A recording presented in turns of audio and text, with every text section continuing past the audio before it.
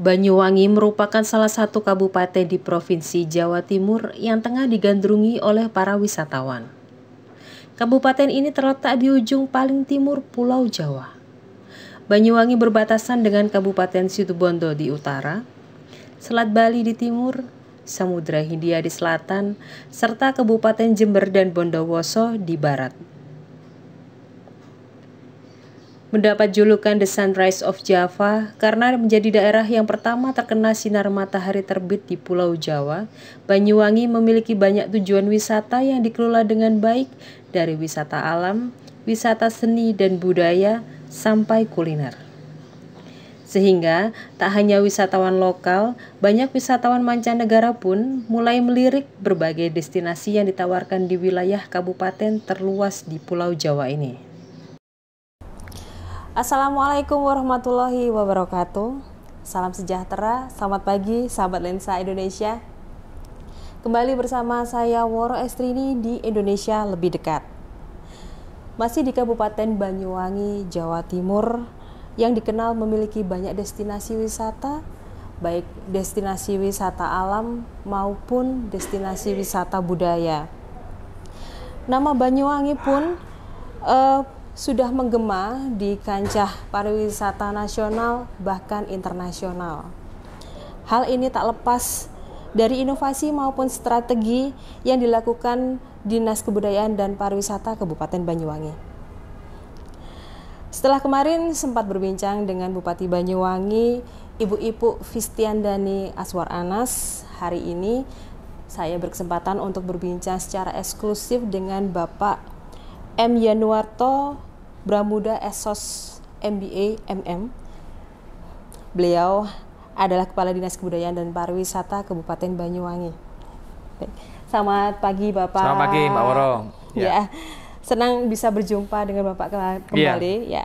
Sebelumnya terima kasih atas waktu dan kesempatan yang diberikan untuk berbincang dengan Bapak mengenai kepariwisataan di Kabupaten Banyuwangi ini.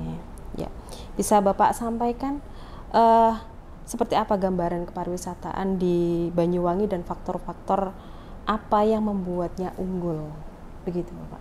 Iya, jadi 10 tahun terakhir ini Mbak, Banyuwangi menjelma menjadi satu wilayah yang diperhitungkan di Indonesia dan termasuk dunia, karena memang kita konsisten untuk mengembangkan sektor pariwisata. 10 tahun yang lalu mungkin Banyuwangi nggak menjadi apa-apa. Ya kan, kita terkenal mungkin lebih terkenal kota santet ya, kota yang paling terbelakang. Ya pokoknya nuansa-nuansa gelap itu ada di Kabupaten Banyuwangi. Tetapi sekarang melalui kerjasama seluruh stakeholder pemerintah daerah dan masyarakat, kita membranding menjadi The Sunrise of Java. Bagaimana kota Banyuwangi menjelma menjadi kota yang sebetulnya dari sisi fisik pekerjaan itu memulai pekerjaan dulu dari Jawa, itu orang Banyuwangi. Jadi semangat itulah yang akhirnya memunculkan Banyuwangi menjadi kota yang konsisten tentang pariwisata. Nah, keunggulan Banyuwangi karena memang kota ini mungkin dekat sama Bali ya. Jadi keunggulan Bali inilah yang bisa kita ambil manfaatnya untuk Banyuwangi. Apalagi Banyuwangi merupakan pintu masuk sisi timur ya dari Provinsi Jawa Timur. Saya kira ini merupakan challenge bagi kita, pemerintah daerah dan masyarakat, untuk kenapa sih orang nggak ada yang datang ke Banyuwangi? Nah, dengan segala keunggulan, kita punya Ijen, kita punya Alas Purwo, kita punya Sukomade, yang ini luar biasa kelasnya adalah internasional. Sehingga dengan branding 3 yang kita sebut dengan The Triangle Diamond inilah, maka di samping dekat dengan Bali, maka kita mencoba untuk menjual Ijen, Gunung Ijen, terus Alas Purwo yang terkenal dengan surfingnya, Sukomade yang terkenal dengan penyunya, itu menjadi kekuatan yang kita optimalkan untuk menarik wisatawan datang ke Banyuwangi. Gitu Mbak kira-kira. Baik, sejauh ini apakah potensi-potensi pariwisata di Kabupaten Banyuwangi ini sudah dimanfaatkan secara optimal Bapak? Secara optimal sih belum ya. Kita masih mungkin sekarang masih 50%.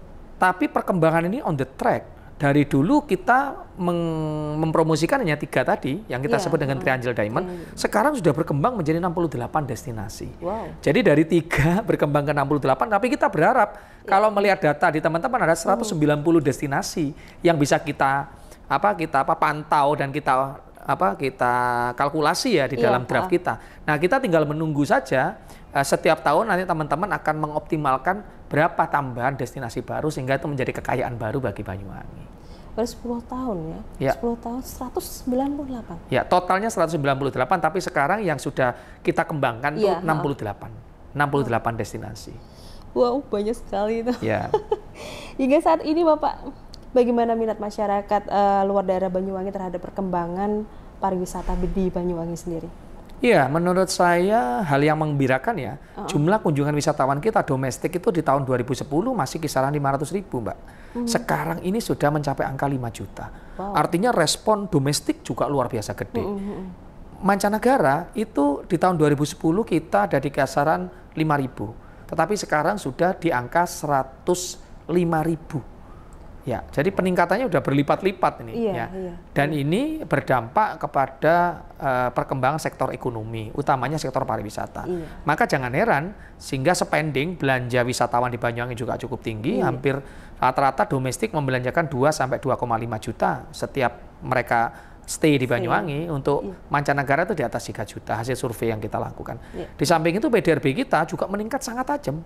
PDRB kita sudah sekarang di angka hampir 70 triliun ya, 70 triliun. Itu angka yang kita hitung dari, tentu tidak hanya pariwisata, tetapi sektor pariwisata menyumbang kurang lebih hampir 19 triliun. Artinya apa? Dari 19T, ini PDRB ya, jadi perputaran uang yang di rakyat, yang sekian banyak itu kita hitung, yang hitung ini Bank Indonesia, dan itu merupakan prestasi yang luar biasa. Salah satunya adalah disupport dari sektor pariwisata yang hampir 19 triliun tadi. Baik, kalau boleh dijelaskan Pak, bagaimana mekanisme atau strategi yang diterapkan hingga membuat kepariwisataan di Banyuwangi ini berkembang pesat seperti sekarang ini? Yang pertama, kita mengenali masalah dulu. Masalah kita apa?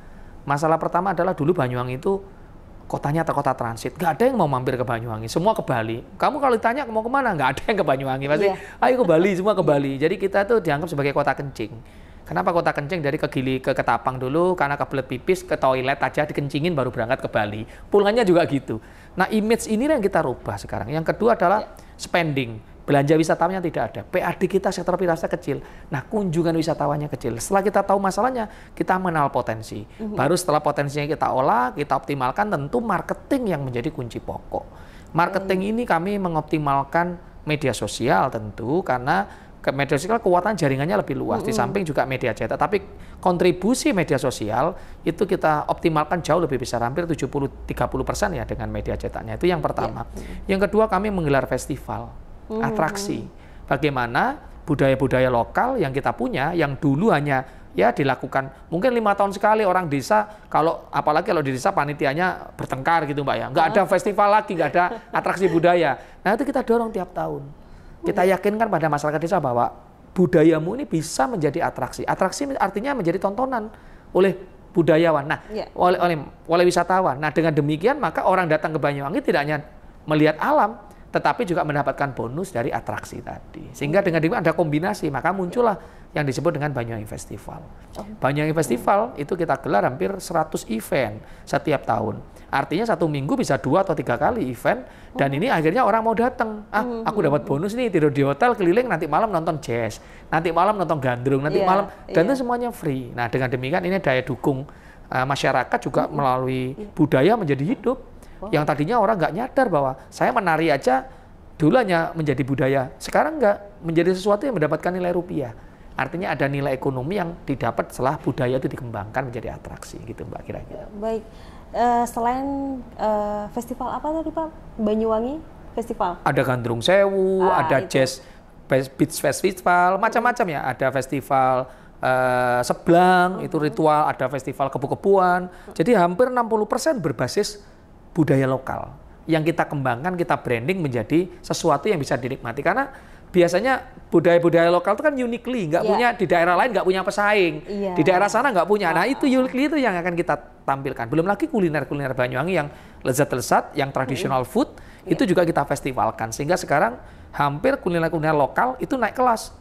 Di beberapa hotel ada ayam kesrut, sego tempong, rujak soto yang dulu nggak pernah ada mampir di hotel-hotel itu. Tetapi setelah kita promosikan, kita festivalkan, orang mengenal kok rasanya enak, sehingga hotel-hotel sekarang menjual paket-paket atau kuliner-kuliner yang memang berasal dari makanan lokal, pede ya dengan makanan lokalnya. Iya.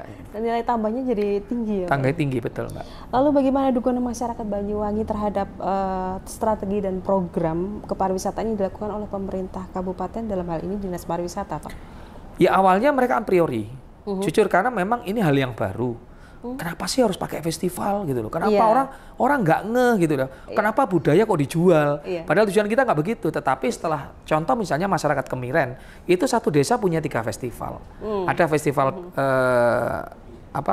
Barong Interbumi, ini ritual adat. Terus festival Tumpeng Sewu, ini juga makanan kuliner adat yang kita kembangkan. Nah yang terakhir ada festival Ngopi Sepuluh Ewu. Awalnya mereka menolak. Tetapi begitu kita gelar festival, ribuan orang datang, dan sekarang Kemiren dikenal banyak orang, bukan di Indonesia, di dunia. Baru orang akhirnya desa lain ngikutin. Loh, kok iya ya kalau dipromosikan Pemda, dibuat atraksi, dibuat festival, desa saya jadi terkenal. Akhirnya semua ngikut. Nah, sekarang basis atraksi tidak lagi di kota, tapi di desa setempat yang lahirnya tradisi itu. Kita branding, ada kebu-kebuan, ada sebelang, macam-macam Pak. Ada ritual petik laut, dan semua kita laksanakan festival itu di tempat itu. Dengan demikian orang berbondong-bondong datang ke desa, belanja, nginep di sana, berkembanglah ekonomi di masyarakat. Akhirnya mereka bisa menerima program-program itu. Nah, sekarang berkembang rebutan malah Mbak sekarang. Kita kewalahan, Pemda yang kewalahan Pak.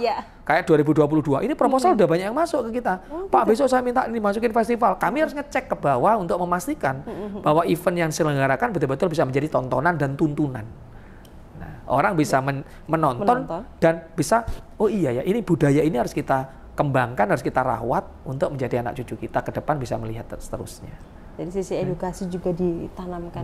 Betul Mbak, dari sisi atraksi yang menghasilkan rupiah juga dilakukan. Ya. Baik. Di pandemi COVID-19 ini membuat aktivitas sektor pariwisata di Indonesia cukup terhenti, Bapak. Strategi atau langkah-langkah apa yang diambil oleh pemerintah Kabupaten Banyuwangi, terutama terkait dalam hal ini adalah Dinas Pariwisata untuk menggenjot pemulihan kepariwisataan di Banyuwangi? Iya, tentu yang pertama ya bantuan sosial ya. Pemerintah daerah melalui teman-teman dinas itu melakukan bantuan sosial. Sifatnya jangka pendek, kami membaginya jangka pendek jangan jangka panjang. Kalau jangka pendek, maka bantuan sosial yang dipentingkan karena kita melakukan aktivitas apapun di tengah PPKM nggak boleh. Nah, yang kedua adalah mempercepat vaksinasi. Item-item yang bisa membuat mobilitas masyarakat cepat bergerak itu kita capai. Maka vaksin Banyuwangi menjadi salah satu 3 yang terbaik di Jawa Timur. Untuk itulah maka masuk level 2 dan level 1 Banyuwangi semakin cepat. Kenapa? Kalau ininya semakin cepat maka akhirnya kita bisa kegiatan bisa longgar. Kita kalau nggak mempercepat itu percuma, strategi apapun nggak jalan. Nah yang ketiga adalah memperkuat bagaimana setelah dibukanya nanti destinasi orang datang dengan konsep yang baru. Konsep yang baru artinya, oh iya aku datang ke Banyuwangi itu betul-betul sehat, prokesnya dijalanin, aku merasa aman dan sebagainya. Apa yang dilakukan? Pemerintah daerah mengintervensi. Kami melalui Dinas Pariwisata membelanjakan fisik untuk seluruh destinasi. Jadi kita belikan kursi roda, kita untuk anak-anak difabel yang sakit, kita belikan tandu, alat pemadam kebakaran, baju APD, tempat cuci tangan, tiketing, toilet, semua diintervensi dari pemerintah daerah. Nah dengan demikian orang masuk ke destinasi semua standarnya sama. Itu belum tentu di daerah lain orang datang ke destinasi punya alat pemadam kebakaran. Di kita ada semua. Tandu. Di samping itu mereka juga kita latih. Ya pelatihan-pelatihan mulai menyelam. Jadi pada saat ini stuck, destinasi nggak buka, kami melakukan pelatihan SDM. Dan kita sertifikasi. Nanti yang datang, yang melayani tamu nggak boleh kalau nggak ada PIN, saya sudah divaksin, saya siap melayani. Itu adalah standarisasi yang kita berikan kepada pelaku pariwisata. Yang kedua, mereka juga kita latih bagaimana menangani masalah jika Mbak, kalau terjadi kedaruratan. Misalnya ada yang kena COVID di situ, gimana caranya? Sudah kita latih, baju APD-nya sudah ada, termoganya ada. Dan semua aktivitas yang dijalankan di destinasi semua sudah standar yang kita terapkan melalui pariwisata internasional. Jadi dengan demikian orang datang akan percaya. Nah, akhirnya rasa nyaman itu tertanam di pengunjung. Betul. Wow, sampai segitu ya Bapak? Iya, betul. Wow. Ya. Sudah siap ini untuk menerima pariwisata yang lebih banyak lagi. Ya. Jadi pada saat orang stagnan, nggak bisa ngapa-ngapain, justru kami bergerak menyiapkan SDM dan mengintervensi infrastruktur yang ada di destinasi agar orang datang betul-betul yang diinginkan orang sekarang kan udah berubah budayanya, nggak lagi kayak dulu. Baik, mengingat promosi merupakan salah satu komponen pariwisata yang cukup penting. Nah, apa langkah-langkah yang dilakukan untuk mengakselerasi pemulihan kepariwisataan Banyuwangi dari segi promosi, dan jalur promosi apa yang sudah ditempuh? Yang pertama, kami mencoba untuk menghidupkan ekonomi kreatif ya. Ekonomi kreatif yang dimaksud adalah bagaimana tim kami sekarang membantu marketing, Pak. Tidak hanya, jadi di dalam pandemi ini kuncinya adalah bagaimana menggerakkan ekonomi. Pada saat pariwisata nggak boleh buka, tapi kan orang aircraftnya nggak boleh mati. Nah, apalagi dengan media sosial, maka tim kami membuat namanya PPKM, Pekan Promosi Kuliner dan Merchandise namanya. Jadi ini kalau dulu PPKM itu menakutkan, kami nggak menggembirakan ini, Mbak ya. Program promosi kuliner dan merchandise. Jadi teman-teman kuliner yang nggak punya jaringan online, nggak punya marketing, dia nggak punya, saya punya keripik Pak enak tapi nggak bisa masarin, atau saya nggak, produknya plastik biasa. Mereka datang ke kantor ini, kita buatin brandingnya, kita buatin desain grafisnya. Kalau mereka cocok langsung masuk ke percetakan, mereka langsung bisa jual. PIRT-nya pun kita bantu. Dinas Kesehatan membantu, sehari jadi. Artinya mereka langsung siap jual. Nah, yang menjual pun kita juga yang masarin, bantu masarin. Akhirnya yang terjadi, UMKM banyak datang ke kantor ini untuk minta dibantu marketing. Dan ini alhamdulillah bisa menggerakkan mereka. Alhamdulillah Pak, hari ini kami jualan, mulai rujak, mulai hal yang kecil-kecil. Orang yang tadinya nggak bisa keluar, tapi di dalam rumah bisa memproduksi. Berubah mindsetnya. Pelaku pariwisata yang tadinya mati, tapi dengan strategi tadi yang kita sampaikan, semuanya gratis, di backup oleh kita, itu teman-teman datang hanya membawa produknya, itu bisa kita branding kita. Nanti mungkin teman-teman bisa lihat di tempat produksi itu bagaimana teman-teman memfoto, membuat desain macam-macam. Ya, termasuk saya juga di status saya semua juga membantu marketing itu. Dan alhamdulillah dampaknya luar biasa. Ya ini namanya endorse, bagian dari sedekah yang kita berikan. Itu yang pertama. Yang kedua juga kita menggandeng anak-anak muda kreatif yang disebut dengan Banyuwangi Creative Network. Anak-anak muda yang mau kita ajak satu visi dengan pemerintah daerah, apa yang kita kerjakan, apa yang bisa kita bantukan kepada mereka pada saat pandemi ini. Anak-anak muda ini keliling Pak, menggali potensi tiap kecamatan dan melakukan kegiatan promosi di masing-masing kecamatan itu. Mulai batik, kalau ini terkenal dengan batiknya, ada batik bagus tapi mereka nggak bisa merumuskan, dibantu. Jadi mereka keliling door to door. Yang tadinya ada yang datang ke sini, tapi ini kita balik, kita menyerang. Nah yang ketiga, tadi kita juga mengadakan agenda lapak berbagi namanya. Jadi lapak berbagi itu setiap pagi jam 7 sampai jam 9, teman-teman ini ditambah orang-orang kaya yang mau membantu, kami ada lapak berbagi gratis setiap Senin sampai Kamis, itu nasi bungkus dan minuman untuk mereka-mereka yang tidak mampu. Ojek online, terus tukang beca, angkot, itu ngenes Mbak saat PPKM. Mereka pendapatannya tidak lebih dari 10.000. Saya tanya angkot itu, berapa kamu bawa pulang? Duh Pak 10.000, dapat 25 sudah mukjizat.